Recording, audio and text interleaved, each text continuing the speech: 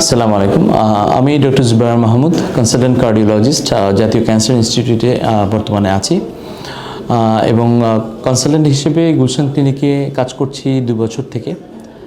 আজ আমি ছোট্ট একটা বিষয়ে আলোচনা করতে যাচ্ছি, হঠাৎ মৃত্যু। আমাদের দেশে এখন খুব বেশি দেখা যাচ্ছে হঠাৎ মৃত্যুর পরিমাণ খুব বেড়ে গেছে এবং ইয়াং হার্ট অ্যাটাক এর পরিমাণও অনেক বেড়ে গেছে। এই দুটো জিনিস আমি অ্যাড্রেস করি কিছুদিন থেকেই। হৃদরোগ বিশেষজ্ঞ হিসেবে আমার এটা আসলে খুব নিজের মাথায় স্ট্রাইক করে, এটা কেন এত বাড়লো। তো এর মধ্যে ছোট কিছু ব্যাপার আমি একটু কথা বলতে চাই। হঠাৎ মৃত্যু আসলে আমাদের কাম্য নয়। এই হঠাৎ মৃত্যুর অনেকগুলো কারণ আছে। হৃদরোগের কারণ নিয়ে আমি একটু আলোচনা করতে চাচ্ছি। এর মধ্যে সবচেয়ে জরুরি যে কারণ সেটা হলো acute myocardial infarction, acute MI আমরা যেটা বলি। এই কারণটাতেই সবচেয়ে বেশি হঠাৎ মৃত্যু হয়। হৃদরোগের যে কারণটা সেটা এই হৃদরোগের এই অ্যাকিউট মায়োকার্ডিয়াল ইনফার্কশন এমন একটা ডিজিজ, এটাতে আমাদের দুঃখজনক ব্যাপারটা হলো 50% পেশেন্ট হসপিটালেই পৌঁছাতে পারে না। This is very important issue. তাহলে এটা খুব আর্জেন্ট ট্রিটমেন্ট প্রয়োজন হয়। ট্রিটমেন্ট তো পরের কথা, আগে হচ্ছে যে এই জিনিসটা কেন হবে, আমরা এটা কিভাবে কমাতে পারি, এই ব্যাপারটা সবচেয়ে ইম্পর্টেন্ট আমার কাছে। কারণ ডিজিজ যদি হয়ে যায়, একটা হার্ট অ্যাটাক হয়েই গেল, তাহলে তো ওই পেশেন্টটার তার মাংসপেশি, হার্টের মাংসপেশি মরেই গেল, কিছু অংশ তো মরেই যায়। তাহলে সেটাতে কী লাভ? তারপরে চিকিৎসা করলাম, আমরা ট্রিটমেন্ট দিলাম, হয়তো কিছু ইমপ্রুভমেন্ট হলো, কিন্তু একটা অংশ, হার্টের একটা অংশ প্যারালাইজড, এটাকে আমাদের ধরে নিতে হবে। এই জন্য আমি মনে করি প্রিভেনশন, প্রতিরোধ, এই acute myocardial infarction, heart attack, এটা প্রিভেনশন, প্রতিরোধটা সবচেয়ে জরুরি। এই জন্য আমি কয়েকটা ছোট টিপস দিতে চাই। সেটা হচ্ছে মেইন কারণগুলো যেগুলো আমরা আইডেন্টিফাই করতে পারি, এর মধ্যে জেনেটিকটা সবচেয়ে ইম্পর্ট্যান্ট। এটা ম্যাক্সিমাম কারণগুলো হচ্ছে জেনেটিক।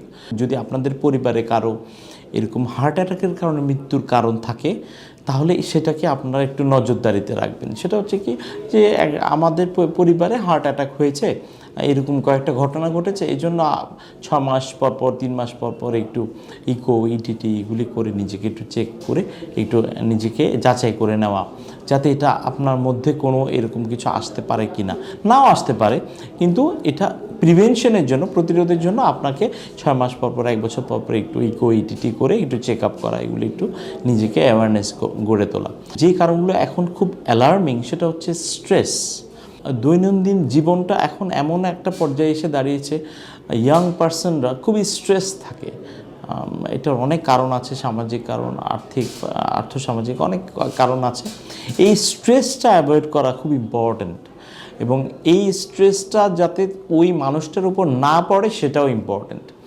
আমরা কিন্তু মানুষকে বলতে পারি যে আপনি স্ট্রেস নেবেন না, but this is very easy to say, but আমাদের উচিত তাকে হেল্প করা যাতে তারও স্ট্রেস না পড়ে।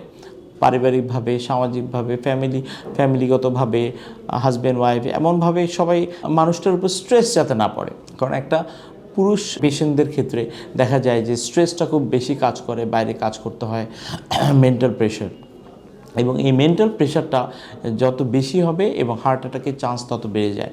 এবং ইদানিং দেখা যাচ্ছে স্ট্রেসজনিত কারণেই ইয়াং হার্ট অ্যাটাক হচ্ছে।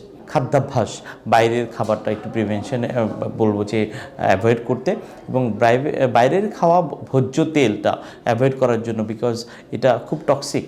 যদি সিঙ্গেল শট অয়েল আমরা যদি ইউজ করতাম, ওকে ফাইন, আমরা বাইরে খাবার খেতে পারি, প্রবলেম নাই, এমন যে আমি মানা করছি তা না, হ্যাঁ খাওয়া যাবে। বাট যেখানে সিঙ্গেল শট অয়েল ইউজের ব্যাপার থাকবে, দ্যাট উইল বি ফাইন।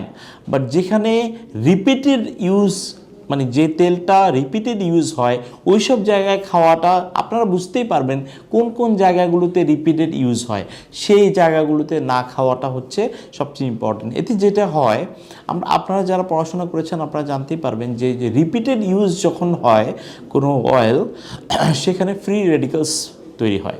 এই ফ্রি রেডিকেলসগুলো আমাদের এন্ডোথেলিয়াল ইনজুরি করে হার্টের রক্তনালীর এবং বিভিন্ন রক্তশিরা উপশিরায়, এবং সেখান থেকেই হার্টের ব্লকেজগুলো দেখা দেয়। এই জন্য রিপিটেড যে ভোজ্য তেলগুলো আছে এগুলো অ্যাভয়েড করা সবচেয়ে জরুরি, এবং এই অ্যাওয়ারনেসটা গড়ে তোলা ইয়াং পেশেন্টদের মধ্যে খুব জরুরি আমি মনে করছি। আর হচ্ছে এক্সারসাইজের মধ্যে আমরা অনেকেই জানি, সবাইকে আমরা বলে দিই হাঁটবেন।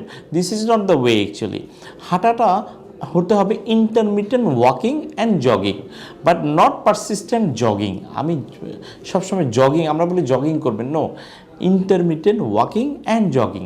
যখন ইন্টারমিটেন্ট ওয়াকিং এবং জগিং হয়, এটা সায়েন্টিফিক্যালি কিছু ব্যাখ্যা আছে, যেখানে কিছু হরমোন রিলিজ হয় বডিতে, এবং সেটা ওয়েট কমায়, হার্টের ডিজিজ কমায়, হ্যাঁ, এবং সবচেয়ে ইম্পর্ট্যান্ট পেশেন্টকে ইউফোরিক রাখে, মানে মনকে উৎফুল্ল রাখে।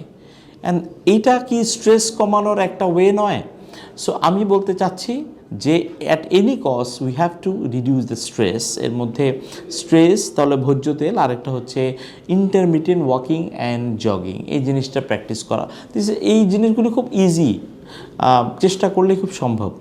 আর এছাড়াও কিছু জিনিস আছে, যেমন ডায়াবেটিস, হাইপারটেনশন, যেগুলো রিস্ক ফ্যাক্টর, স্মোকিং, এই জিনিসগুলো তো আমরা সবাই জানি। ডায়াবেটিস নিয়ন্ত্রণে রাখতে হবে, প্রেশার নিয়ন্ত্রণে রাখতে হবে, স্মোকিং করা যাবে না। সো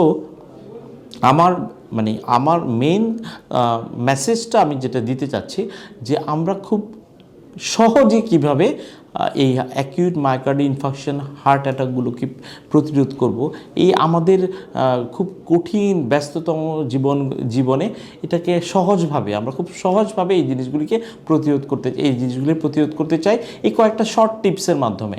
চিকিৎসা অনেক ব্যয়বহুল, অনেক কিছু আছে, এবং আধুনিক চিকিৎসা আছে, সেগুলো পরে একদিন আলোচনা করা যাবে। কিন্তু আপাতত আজকে আমি কয়েকটা ছোট্ট টিপস দিলাম, যেটার মাধ্যমে আমরা এই অ্যাকিউট মায়োকার্ডিয়াল ইনফার্কশনকে প্রিভেন্ট করতে পারি। Thank you very much.